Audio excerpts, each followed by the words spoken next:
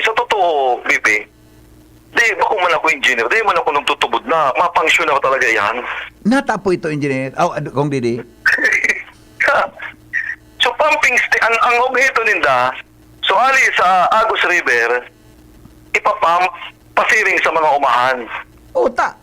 Sige po. Sige ko. Ang problema, so pumping station ninda, sabi ko, pag naglabaw niya ako ang tubig, sige niya ako sa Agus River, baka niya ako sa pumping station do, pati yan, ianod. Gariban ang gari. Yo. Nahihiling Ikaduhan ko. niya ako. Ikaduhan niya ako.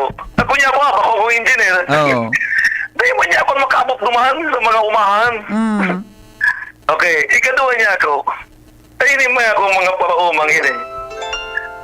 May gabi niya ako, base niya ako sa experience niya ako.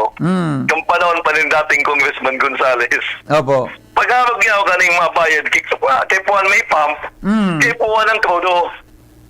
So, ang problema po kaya sa digdi sa dawang barangay, ini nga magpanambuin da Purisima. Sagod siya ngunyan sa kahaloy-haloy ng trabaho kan sa tuya mga kontraktor sa DPWH. Na sagod ngunyan po dahil paglalay nato turnover sa NIA.